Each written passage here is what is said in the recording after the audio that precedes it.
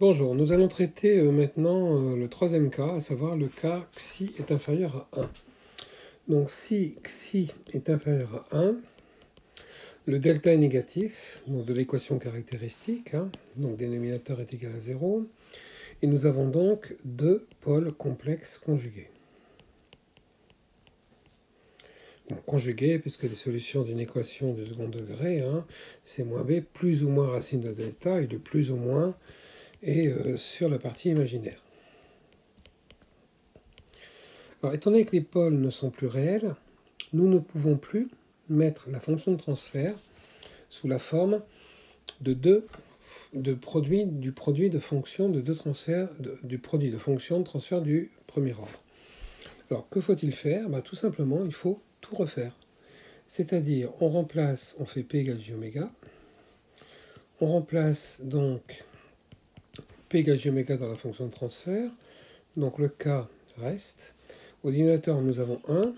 Ensuite, ici, J au carré fait moins 1, donc ce qui va donner moins oméga carré sur oméga 0 carré. Donc ça fera une partie réelle. Plus ici avec P égale J oméga, donc la partie imaginaire, donc plus J de xi oméga sur oméga 0. Donc nous avons au dénominateur un magnifique complexe sous la forme A plus JB. Donc A est la partie réelle, donc c'est ceci, J, et B la partie imaginaire. Donc conclusion. Donc là il faut faire toute l'étude. Donc je ne vais faire que l'étude asymptotique pour démontrer que nous avons le même diagramme asymptotique que pour xi égale 1, ce que j'ai affirmé dans les vidéos précédentes. Donc conclusion, le gain en décibels qui est égal à 20 log du module de la fonction de transfert complexe. Donc module de k c'est k. Et ce qui est au dénominateur, donc a plus jb, donc nous avons racine carrée de a au carré. Donc le a c'est la partie réelle, c'est donc ceci au carré, plus b au carré, donc 4 xi carré oméga carré sur oméga 0 carré. Donc voilà le gain en décibels qui correspond à cette fonction de transfert complexe. Donc on voit qu'on commence à avoir donc une équation un peu plus compliquée qu'il va falloir étudier. Pour la phase, donc la phase qui correspond à l'argument de la fonction de transfert complexe, donc l'argument de k est nul, moins, parce que c'est le dénominateur, l'arc tangente de la partie imaginaire sur la partie réelle. Bon, vous voyez, ça va faire des équations assez compliquées, mais c'est en fait pas très compliqué, c'est toujours la même méthode. Donc arc tangente de 2 xi oméga sur oméga 0 sur 1 moins oméga carré sur oméga 0 carré. Donc voilà les deux équations. Alors ces deux équations vont nous permettre de démontrer que le diagramme asymptotique est absolument identique à xi égale 1. C'est ça qui est très important. Alors pour ceci, donc nous allons construire, donc comme on avait fait pour le système du premier ordre, un tableau de variation, avec une étude aux limites en fait, pour démontrer l'existence des asymptotes. Donc je mets en place ce tableau de variation. Nous allons d'abord avoir GDB, et en fonction, et après phi. Alors GDB, donc suivez bien. Quand oméga tend vers 0, ça tend vers 0, ça tend vers 0, il reste 1 en bas, racine de 1. Donc 20 log de k. Conclusion, nous partons de GDB, donc égale 20 log de k. Donc KDB, tout simplement. Pour oméga infini, alors pour oméga infini, nous allons avoir ici une forme, alors c'est le oméga puissance 4 qui est prédominant, parce qu'on est à l'infini, donc tout ça tend vers l'infini. K sur l'infini, ça tend vers 0, et 20 log de 0 moins l'infini. Donc conclusion, nous allons avoir ceci, ça tend vers moins l'infini, avec une asymptote éventuelle. Je passe à la phase. Donc quand oméga tend vers 0, ici 0, donc il reste un 1, 0, donc moins arc tangente de 0. Donc on va donc partir de 0 degré. Quand oméga est infini, nous allons avoir oméga sur oméga carré, donc c'est équivalent à une constante sur oméga, 1 sur l'infini, ça fait 0, et moins arctangente de 0, ça fait donc 0. Mais, à plus ou moins pi près. Alors le plus, on l'élimine, puisque c'est un système, le phi est forcément négatif, donc c'est 0 moins pi. Bon, là, on va faire appel au système. Comme on sait que c'est un système du second ordre, on va prendre la solution moins pi, donc moins 180 degrés. La fonction arctangente, qui est une fonction croissante avec le moins, va donner une fonction décroissante. Donc là, je le fais rapidement. Donc là, on a une fonction décroissante, tout simplement. Et par contre, on arrive à un problème. Bon, je ne vais pas le démontrer, je vais simplement expliquer. De toute façon, vous l'avez fait en physique. Il faudrait faire l'étude de cette fonction. Et on démontre qu'en fait, il y a deux cas. Soit, alors je vais mettre des couleurs, soit nous avons une fonction décroissante, complètement décroissante, ok. Soit, je vais mettre en vert par exemple, nous avons une fonction qui va d'abord être croissante et ensuite décroissante. C'est-à-dire qu'il peut exister un maximum, que je vais appeler MDB, autre que le maximum en basse fréquence, et ce maximum sera obtenu pour la pulsation dite de résonance. Donc si le gain augmente avant de redécroître, on parle de résonance. Alors là, je resterai dans l'affirmation. Pour le démontrer, vous avez dû le faire en physique, donc je ne vais pas le faire parce qu'il y a un peu de calcul. Alors pour démontrer l'existence d'un maximum, il suffit tout simplement de dériver le gain ici. On fait la dérivée, alors pour démontrer la résonance, il suffit de résoudre l'équation dérivée de GdB par rapport à oméga est égal à 0. Donc déjà, c'est quand même il y a du calcul, on dérive cette fonction par rapport à oméga, donc il y a une racine carrée, en bas, dans un log, il faut dériver tout ça, donc déjà il y a du boulot, et ensuite résoudre l'équation dérivée égale à 0, donc encore du boulot. Et on démontre que cette équation n'a de solution que si xi est inférieur à strictement racine de 2 sur 2, ce qu'on va admettre ici. D'accord? Donc ça, vous avez dû le faire en physique. Donc en fait, ça se complique un peu. Pour le diagramme de gain, il y a deux cas. Donc je vais le résumer ici. Donc le cas vert, c'est quand xi est strictement inférieur à racine de 2 sur 2. Ok. Et le cas bleu, où nous n'avons qu'une fonction décroissante, c'est tout simplement quand xi est inférieur à racine de 2 sur 2, et tout en étant inférieur à 1. Bon, ce qui est assez logique. De toute façon, je vais tout écrire, je vais tout représenter après. Donc voilà les trois cas. Et on admettra ceci.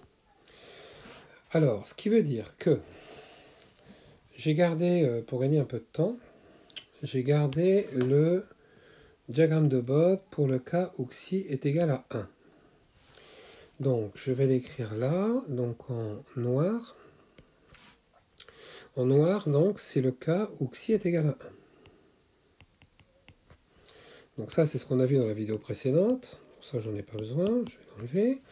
Dans le cas où xi est égal à 1, nous avons tout simplement kdb jusqu'à oméga 0 égale 1 sur t, qui est ici, puis une pente de moins 40 dB par décade, ou une pente de moins 2, la courbe réelle passant à moins 6 dB en dessous de ce point. Pour la phase, nous avons une fonction décroissante comme ça, qui passe ici par moins 90 degrés. Donc le point qui est ici, je vais le dessiner, donc moins 90 degrés.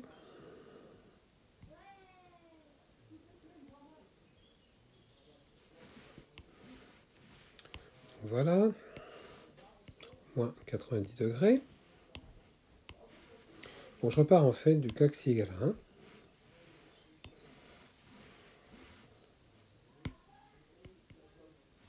Décidément.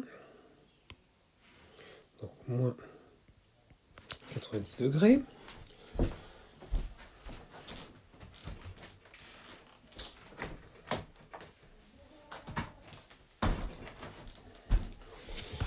Nous allons repartir de ce cas pour trouver les deux autres cas. Alors pour l'instant, je suis dans l'affirmative.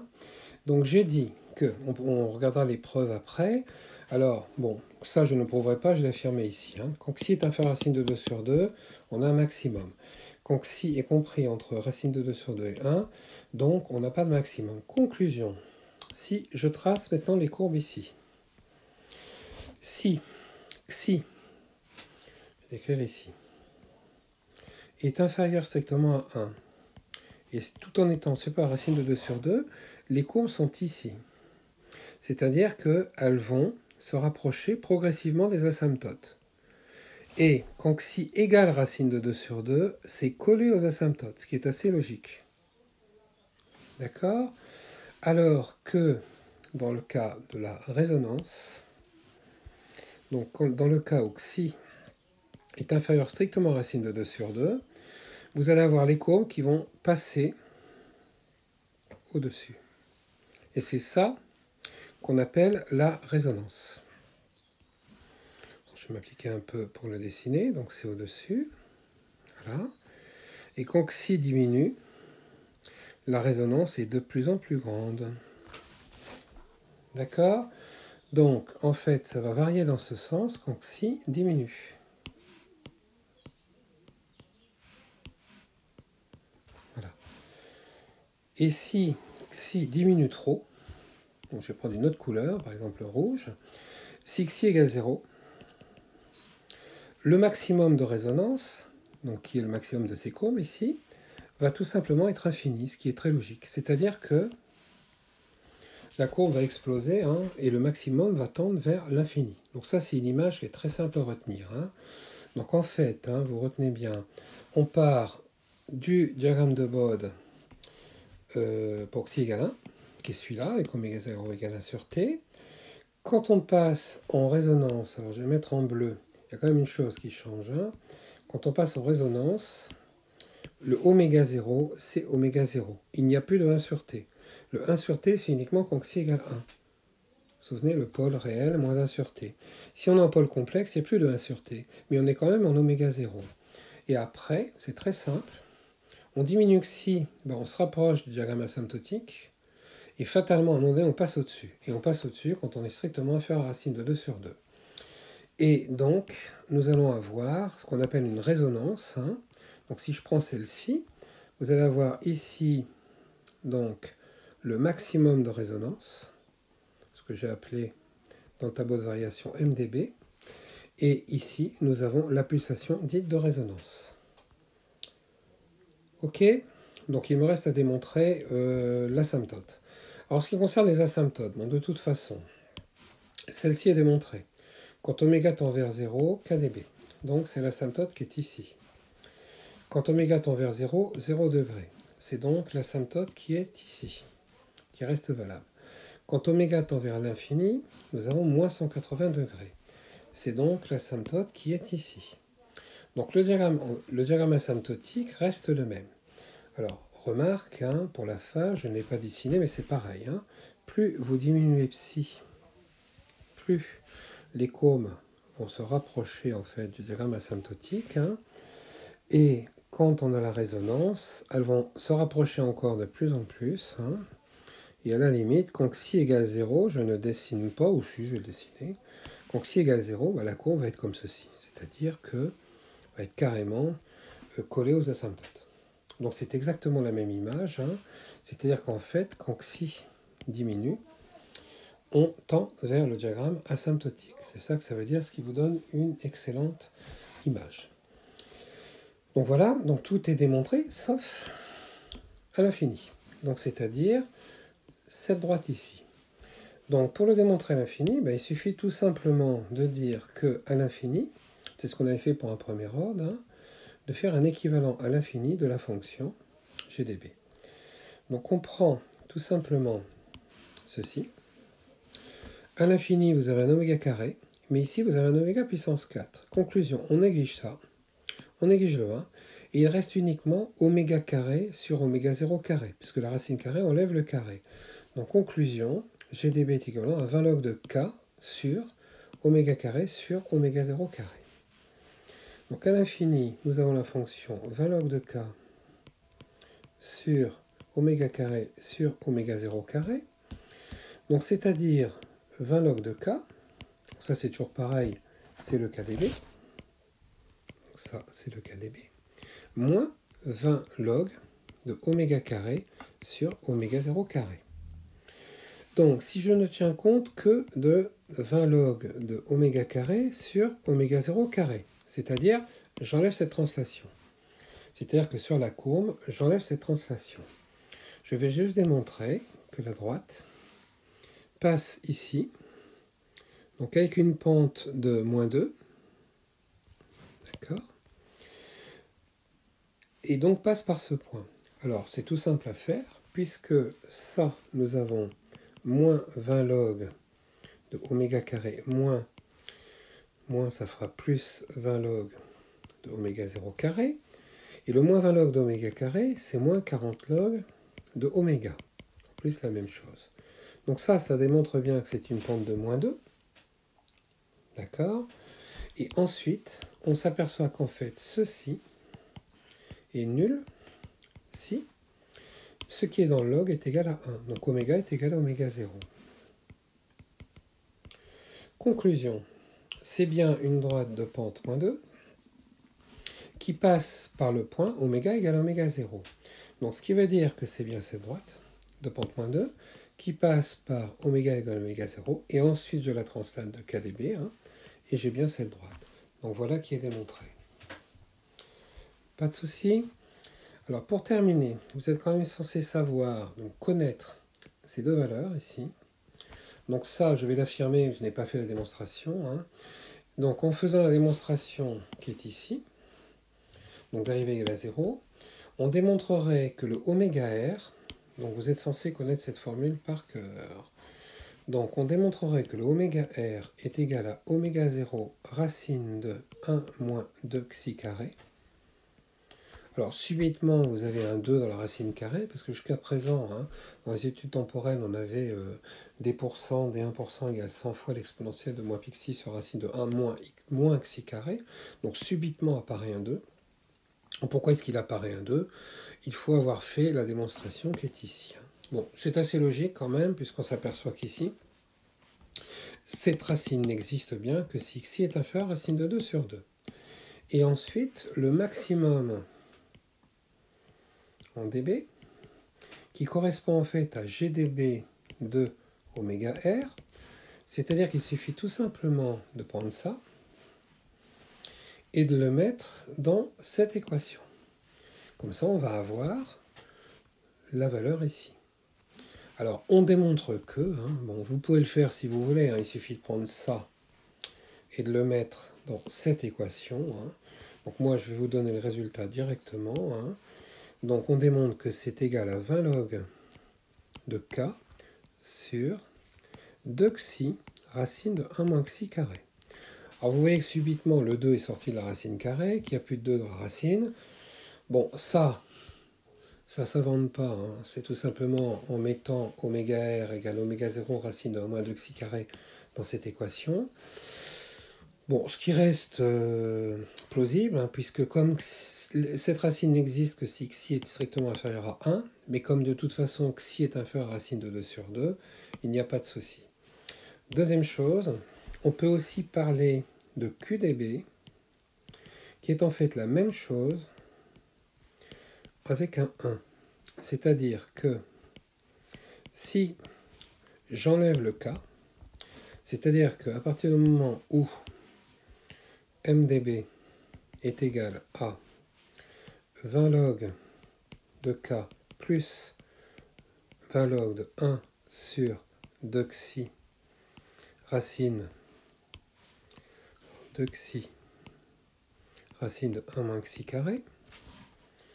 Donc c'est tout simplement le log du produit ici qui donne la somme des logs. Hein.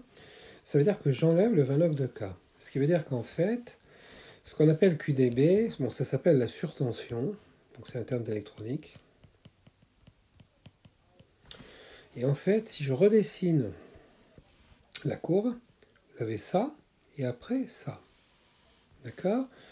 Donc ici, vous avez bien KdB, c'est ce qu'on a vu tout à l'heure. Hein. Donc ça correspond bien au gain en basse fréquence, donc par rapport au 0 dB. Hein. Là, vous avez l'axe des 0 dB. Donc ça, c'est bien... Voilà. kdB. Et en fait, ce qui est intéressant, c'est que ici, pour le maximum, vous auriez QdB. Comme ça, le maximum en dB, hein, là c'est assez mal dessiné, je vais mieux le dessiner, voilà. Donc le maximum en dB est bien la somme des deux. Donc l'énorme avantage de cette relation, c'est que quand on fait l'identification, on verra ça dans une autre vidéo, hein, le maximum, c'est bien kdB plus cette valeur. Alors l'avantage, c'est que quand vous prenez ça, c'est que QdB ne dépend que de Xi. Donc si vous mesurez sur une courbe QdB, cette équation vous permet de trouver Xi. D'accord? Bon, si vous prenez l'autre équation, il vous faut connaître K. Bon, pour connaître K, il suffit de prendre KdP et de l'identifier. Bon, on verra ça dans une autre vidéo. Donc voilà, donc dans le cas des pôles complexes, hein, ça peut paraître compliqué, mais en fait, il faut retenir la chose la plus importante, hein, c'est que l'asymptotique de Xi égale 1 reste valable. Donc 0, pente moins 2, en oméga 0. Ça, c'est Xi égale 1. Et qu'après, les courbes sont soit en dessous, soit au-dessus. Et ce qui fait la frontière de dessous ou de dessus, c'est racine de 2 sur 2. Donc on a vu jusqu'à présent une valeur importante, c'est Xi égale 1. En voilà une deuxième, c'est racine de 2 sur 2. Alors pour la petite histoire, racine de 2 sur 2, c'est 0,707, hein, qu'on va évidemment assimiler à 0,7. Alors, je ne veux pas tout compliquer, mais pour la réponse temporelle, le 0,7, on l'avait déjà vu. Hein. Le 0,7 correspondait au système le plus rapide pour une réponse indicienne, une réponse à un échelon. Mais en fait, c'est 0,69. Ce n'est pas le même 0,7. Mais après, le 0,69 est assimilé au 0,7. Le 0,707 est assimilé au 0,7. On va garder 0,7. Comme ça, il n'y a que deux valeurs à connaître, soit 0,7, soit 1. Voilà, donc à travailler. J'espère que tout ceci a été clair. Hein. Je vous dis au revoir et à bientôt pour une prochaine vidéo.